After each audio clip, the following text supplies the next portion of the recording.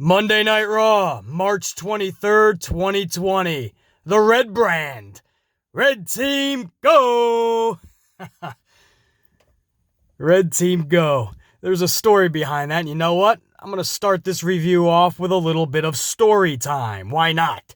It's probably going to be more entertaining than Monday Night Raw itself. For those of you that are here just for the review, you can try to fast forward about 4 or 5 minutes and start the review whenever you please. I'm not going to timestamp this, nor am I going to let anybody timestamp this. We don't do timestamps on the channel. An amplified video, you listen minute 1 all the way to the final minute. When you're the most knowledgeable sumbitch on this platform, when you are the mad scientist of the pro wrestling community, you need to listen to every word. That's how we roll. But if you want to just go to the review, find it. Right now, we're doing story time. Red Team, go. See, back in the day when I was about 15, 16, 17 years old, me and my buddy Joey would always be sneaking in the bars. Nobody really had an issue with it, not even the bartenders. But every once in a while, you'd get a Mr. Scrooge McFuckwad and a Mrs. Scrooge McDipshit, and they would rat us out. Your only options at that point were leave, or the cops were going to be called. So we would exit the bar, but we'd never really leave. We would kind of just hover around the parking lot, and Joey would be letting off steam. He'd be pissed off, and I could tell there was no way he was going to let that go. Me, on the other hand, I would just say, Joey, let's get a couple of chicks, a 30-pack, the night's still ahead of us. But he wasn't one to just let things go. His mentality was, they ruined our night, I'm going to ruin theirs. Joey, let's just go, man. A 30-pack, a couple of girls, we're good. Nah, BC. Are you a bitch or are you B motherfucking C, he would tell me. Those are fighting words, obviously. He knew I was B motherfucking C and ready to rumble. I was just trying to pick my battles wisely. Joey wasn't that type. He was just all about destruction if he felt he was done wrong. So there he would go, blazing into the bar. He was like the Ultimate Warrior, I was like Randy Savage. We were both crazy, but his intensity was on another level. He was always 12 steps ahead of me. So by the time I got back into the bar, I already saw bar stools flying across the room, pool sticks being whacked, wabaka'd across people's dome piece. I would have to jump in, spear somebody through fucking tables. Literally, we were about 15, 16, 17 years old. This went on for years. And we would go in and we would hold our own. For a couple of teenagers, let me tell you, we would clear bar rooms some nights. But this was at least once a week. Sometimes it was house parties, but whenever we were getting thrown out of some establishment or some place, we weren't leaving on somebody else's terms. But every single time before Joey was about to storm back into a place, he would always yell out, "Red Team, go!" And I knew when those words were shouted out, there was no going back. He was going, and I was going right in there with him. Because we all have that one friend that's super uber crazy, but we're not letting them take the fall on their own. We all have that one friend that gets us into a bunch of trouble, and we know it's a bad decision to go with them. But there's no way that we're leaving them alone. We all have that one friend. For me, that was Joey. And I'll always remember Red Team, go, man. To this day, I say it, especially when I'm talking about the Red Brand Monday Night Raw. To this day, I also don't know what it really means. It must be from a movie, maybe? I really don't know. And unfortunately, Joey is no longer with us. He passed just before his 18th birthday. Like most of my friends that never saw the age of 21, unfortunately. We were a little too crazy, and that was the problem. It was like that song Young from Kenny Chesney, where he says, "We had no excuses for the things that we'd done. We were brave, we were crazy, we were mostly young. We just made a lot of bad decisions. We were just an intense, rowdy, crazy bunch. and perhaps just too much. But I always hold all of my friends that I have lost, and that's easily between 15, 20 friends. That's not an exaggeration. That's how many I've lost. I always keep them near and dear to my heart, and I always remember little things that they said or did, man. And for Joey, it was always, Red Team, go! And whenever I think of Monday Night Raw, whenever I hear Red Brand, it's the first thing that comes to mind. Anyway, that's a little bit of story time, guys, and how I was as a teenager, and why once in a while when you hear me say Red Team, go, where it kind of originated from. That's my boy Joey. Now we will get to the Raw review. I'm sure somebody was tweaking out the entire story. Oh my God, can we just get to some wrestling? Relax, buddy. There's not much to go over. Did you see Raw last night?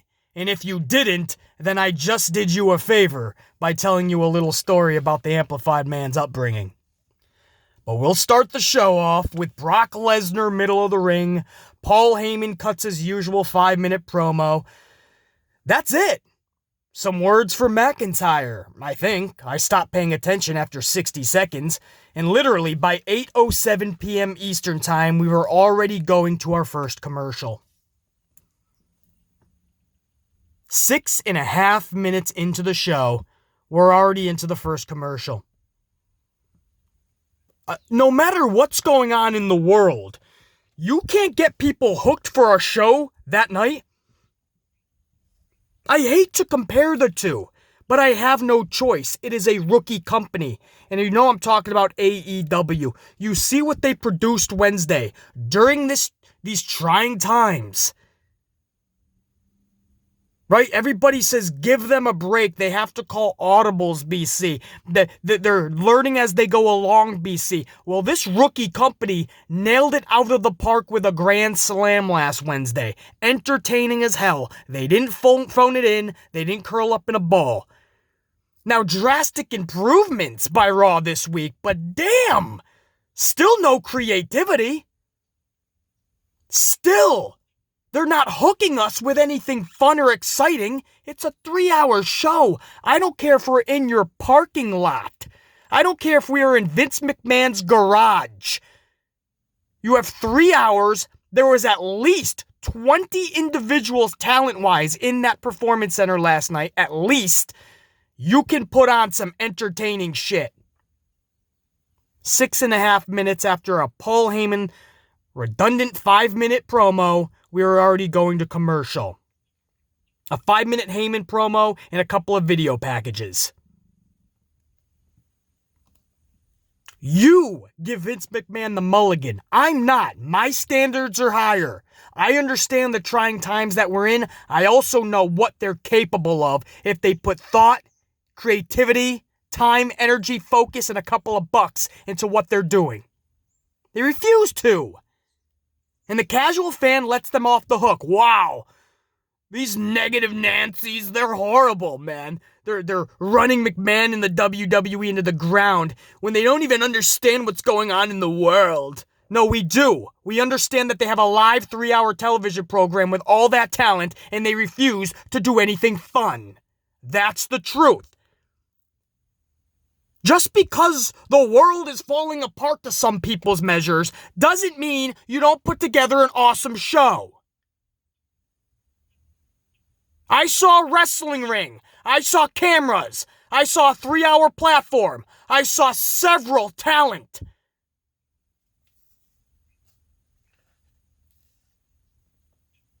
There's no excuses. They're putting on a wrestling show. That's what I was told. But anyway, that's our start, man. What a pathetic opening to a show. And do you guys want to know how we spent the rest of hour number 1?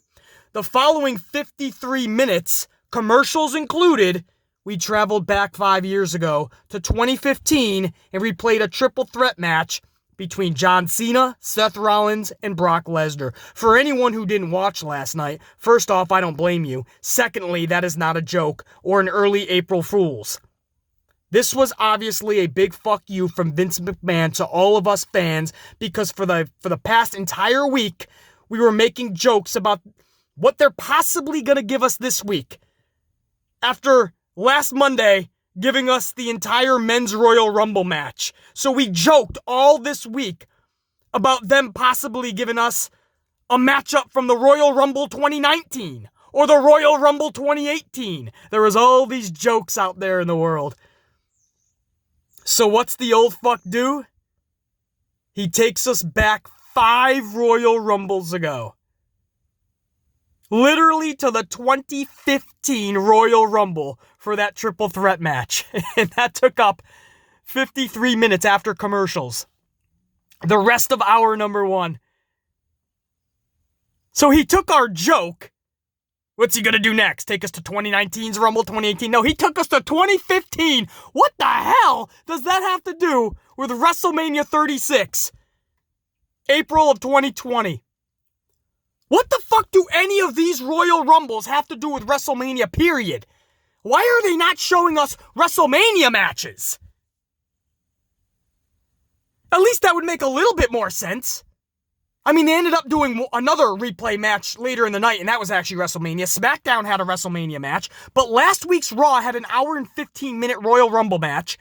This week we do a Royal Rumble match from 2015. What does this have to do with Mania? How is this getting anybody hyped or excited for WrestleMania? Hell, if you gave me Sergeant Slaughter and Hulk Hogan from WrestleMania 7, that'll be like, hey, they're showing Slaughter and Hogan WrestleMania. That might get me excited for WrestleMania. Undertaker and Giant Gonzalez might get me excited from WrestleMania 9. Right? I think that was Las Vegas, WrestleMania 9, Giant Gonzalez, Undertaker. Or Lex Luger or Mr. Perfect from WrestleMania 9. Hell, give me Bam Bam Bigelow and Lawrence Taylor from WrestleMania 11, Hartford, Connecticut. I was there. It was my first WrestleMania ever. Live. Hell, man. It doesn't have to be a big main event type match. Give me something from Mania. And it's hilarious. The Mania matches that they did replay, the one on SmackDown was Cena and Wyatt. Well, why the hell would you pick that when that's a match that we're all going to see Sunday, April 5th or Saturday, April 4th, one of those 2 nights? Because remember, WrestleMania's 2 nights. It's too big for one night, supposedly. So if we're going to see Cena and Wyatt, why would you replay that 2 weeks before? We're not going to see anything better. John Cena hasn't gotten better after 6 years. I love Bray Wyatt, but he hasn't gotten better wrestling-wise in 6 years. He's still damn good for his size, too. He's a big boy, but I can't say he's gotten better in the ring. I mean, after years past, you start to digress a little bit. So they picked that one, and then on Monday Night Raw, later in the night, they actually picked Asuka and Charlotte. So if you weren't pissed off originally when it happened that Asuka's streak got ended, well, Vince is making you watch it again for his blonde bombshell. Let's relive that moment you hated once again. But back to this match, man. This triple threat from 2015's Royal Rumble. What does that have to do with WrestleMania? Absolutely nothing. To call it stupid would be an understatement. Hour number 2 starts off with AJ Styles. He cuts a promo on The Undertaker, making fun of the fact that Taker is now on Twitter, posting selfies and communicating on social media. Styles says he doesn't want the regular human being Mark Calloway at WrestleMania. He wants the dead man. And he tells Taker that their match at Mania will be a Boneyard match. That's awesome! If we knew what the hell that was! I was hoping Buried Alive was going to be announced, but no luck. What the fuck is a Boneyard match?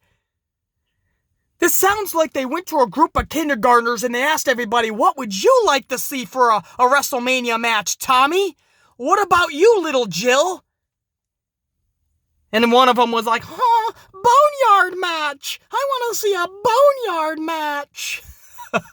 I like that, Timmy. What does that consist of? A lot of bones. What the hell is a Boneyard match? Is that supposed to be like they're going to be like a makeshift graveyard site And there's gonna be like bones all around. Is that? Just say buried alive, man. Or even a casket match, right? Maybe that'll be interesting with Styles, but what the fuck is BC? Let's just wait and see, man. This could be interesting. They're putting a little bit of thought into this. Are they putting thought into it? Or are they finally realizing what I've been saying from day one when they announced Styles and Undertaker instead of Styles and Aleister Black? Are they now realizing that Styles and Undertaker are very limited in what they can do? Styles is a performer still at this day and age. For Styles, he can still put on 25-minute classics, where Undertaker needs about a 5-minute match. Undertaker should not be in there with a guy like AJ Styles because they don't complement one another. One guy needs a 5-minute match, the other can go 25-30 still. So they had to put a stipulation on it. But I ask again, what is a Boneyard match? I tell you, man. Unreal. They just pick these things up, and I bet you Vince McMahon doesn't even know what a Boneyard match is. I bet you he doesn't even know what a Boneyard, doesn't even have an inkling of what it's going to be yet. I could just picture that. I know how this guy works. He's probably around 614 uncreative writers around this big board meeting table. And they're all fucking trying to jump across ideas to one another. And I bet you McMahon out of nowhere was just like, what about a Boneyard match?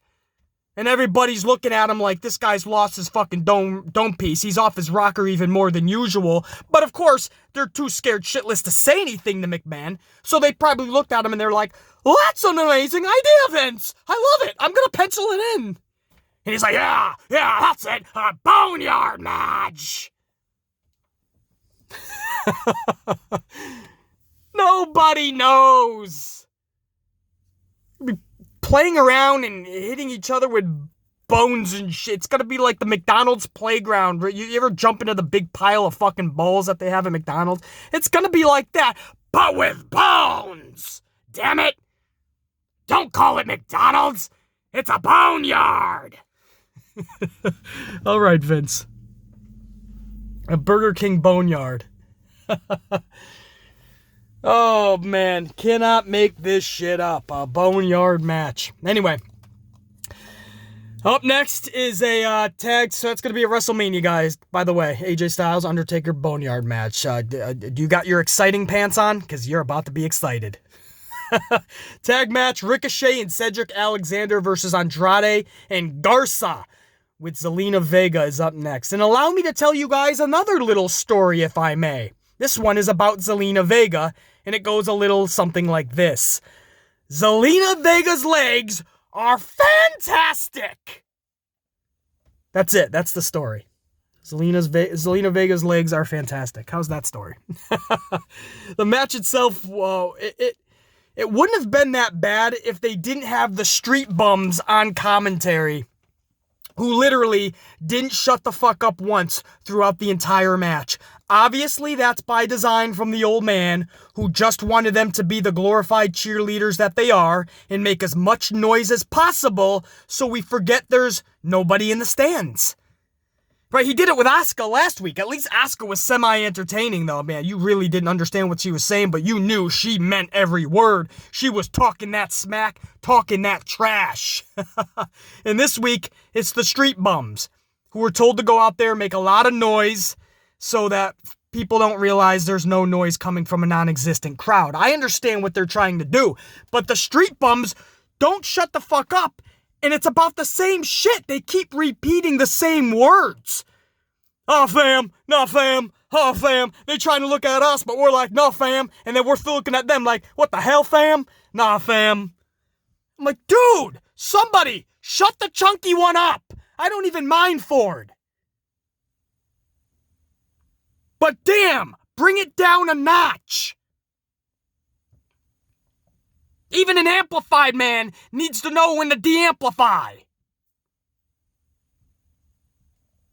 I don't mind Ford, but the chunky one just seems like he's always high and clueless. Pretty damn annoying. I seriously could not pay attention to the match. That's how loud and annoying the street bums truly were last night. I had a headache after all of it. After 21 minutes and 2 commercial breaks, Andrade pins Ricochet, and I didn't even care. I was just happy it was over.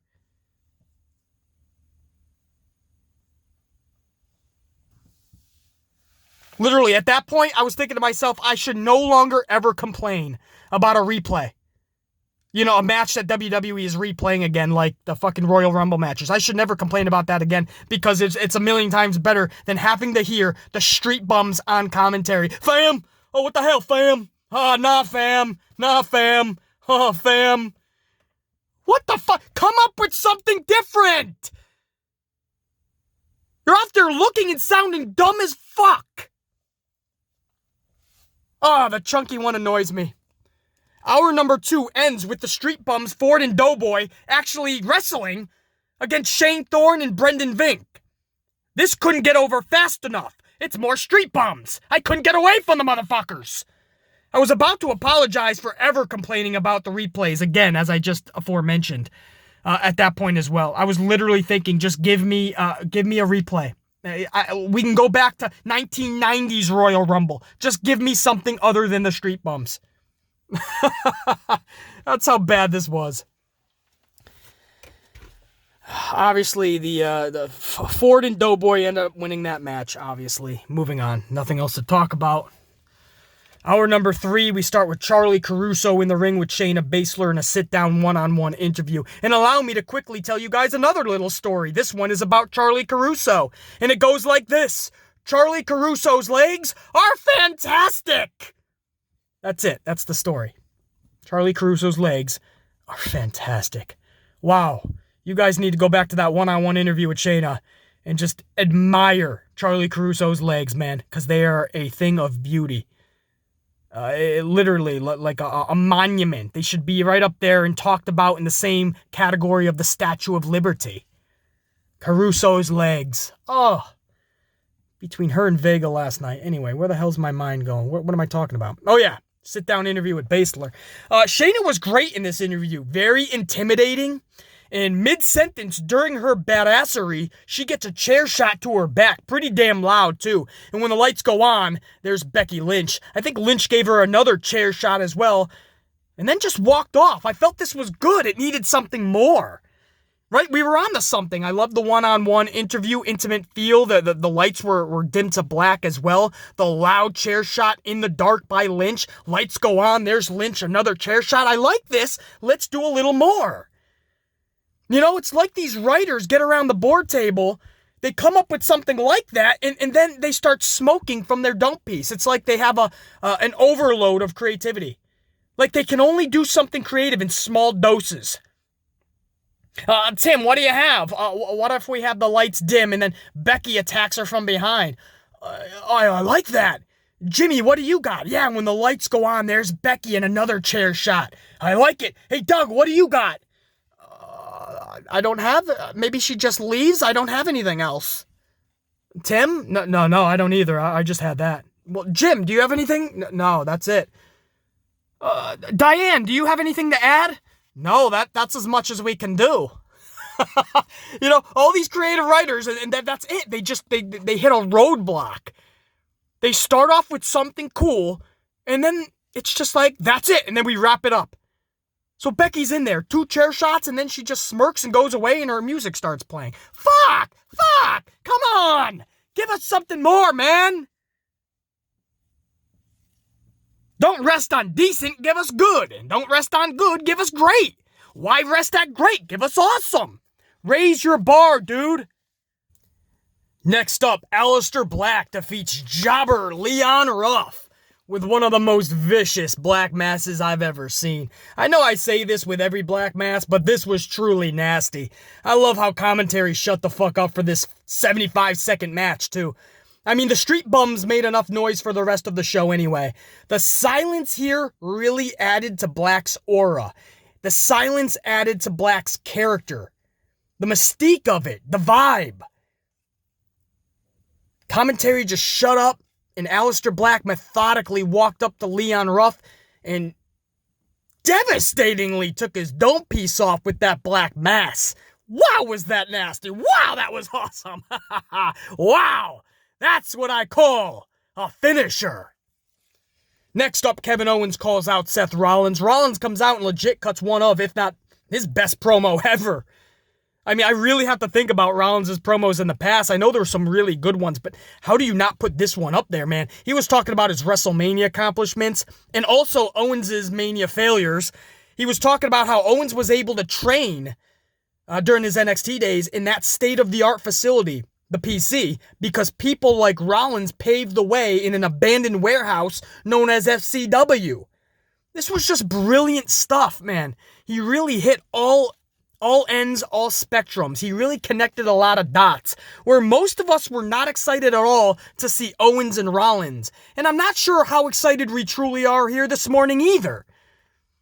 But just the fact that they put some depth into the story, that's what it was missing. You can have them go out every week and throwing punches at one another with, Rollins with the Architects of Pain by his side and Owens with the Viking Raiders and Samoa Joe some weeks by his side.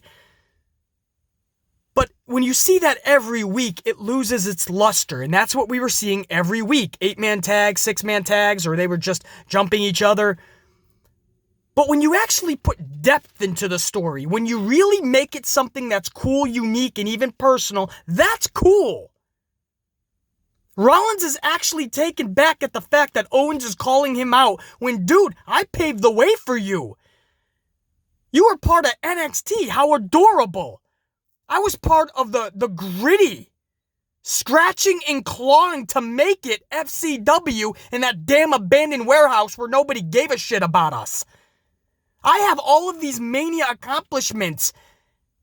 You couldn't even make the show last year. Rollins actually said that. That's depth. I love that. I do recall Owens actually beating Chris Jericho, didn't he though? Wasn't that even for a championship?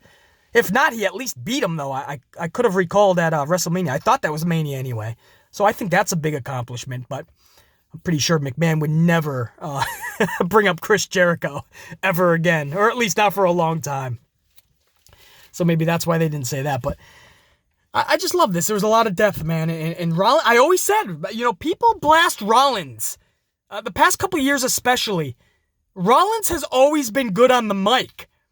You can call him boring or whatever, he always hits his bullet points just fine. He never stutters. He never fucks up what he needs to say. He's a constant, and he'll pick up his tone as well. I think just the past year and a half especially, man, especially because of social media, he didn't use it quite well. I think a lot of people blasted him unfairly. The dude has always been good on the mic. You just saw a glimpse of it yet again last night. I have said from day one of my concerns for Rollins was never him on the microphone. And, again, I was right, man. I know what I'm talking about, man. I could see the strengths and the weaknesses of every superstar. Rollins never had a weakness on his mic game. The main event last night was a pay-per-view replay. That's right. And I already kind of mentioned this earlier. Charlotte and Asuka from WrestleMania 34 when Charlotte ended Asuka's streak. Again, if you weren't pissed off the first time, Vince is giving you another opportunity to totally lose your marbles over the fact that Asuka's streak could end so stupidly. And I say stupidly because if it led to something really badass for Charlotte and Asuka, then I would have been okay with it. Now here we are years later, and we know it led to nothing. There was no reason to end Asuka's streak, so let's all watch it yet again in the main event. And then the last 6 or 7 minutes was dedicated to Randy Orton. Orton ends the show with another solid promo. Orton's promo work, he has never been known for his promos. The last several promos, Randy Orton is at the top of his game. He's cutting some of the best promos that I've seen in years in pro wrestling, the past few years. So, I mean, that's saying something, man. That's awesome for Orton. Another solid promo, and he accepts Edge's last man standing match for Mania. So, that was Monday Night Raw. nothing really of no. A lot of good promos, but we've seen now that that's going to be kind of it. If it's structured properly, sometimes having no audience can actually help out. I'm still seeing several parts of some promos that really needs a crowd reaction, and you can feel that, and it kind of takes away. But there are a lot of moments where these promos are delivering because there's no audience. So, after a couple of weeks of these experiments, we've found out for WWE anyway that matches just don't work unless you have some loud people on commentary, but promos do work. So that is damn good. Something at least, right? I mean, we have something, but what's going to happen for MANIA? They're taping those shows. Apparently, it's not going to be live. It's supposed to be taped this week, actually, some point. Maybe as I'm talking to you guys right now. They're going to tape MANIA. So, I mean, MANIA is full of just matches. So, you know what I mean? You better correct this issue real quick. What are you going to have? Somebody that's really loud and obnoxious on commentary for every match? I mean, that's going to get annoying real quick.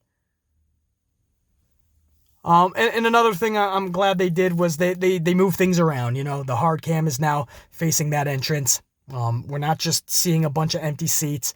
They added some of the LED fixtures around the Performance Center, so that's a good takeaway. Again, whether they copied AEW, it doesn't fucking matter. WWE has had this type of setup before for old ECW shows. There was a Royal Rumble that had that type of setup as well. MSG is always like that, so it's not like they haven't done that type of setup before. I'm just glad that they did it. And that's Raw's review, guys, so... Hopefully, I was able to at least entertain you guys for the last half an hour-ish. That's the least I can do for you guys. You guys always thank me for entertaining you guys. I want to make sure that you know that I am thanking you for always being there for the Amplified Man. And we always come together and, we take our mind off of things that are bringing the world down. And we talk something like pro wrestling. And I think that's good for all of us. So thank you for allowing me to entertain you. That would be my message to you guys. And keep hanging in there, man. We're beating this, man. We're kicking ass. You know what I mean? We just got to do it together. Much love. I will talk to you guys when I talk to you. Hopefully that's going to be an impromptu video tomorrow. But if not, I will definitely see you guys Thursday morning for AEW Dynamite's review and NXT on USA, their review. So I don't know if NXT is even going to put out a show or it's just going to be another highlight 2 hours. But we'll definitely talk about it Thursday either way. So until I talk to you guys next, think, be, live, amplified. Much love always. Check you later.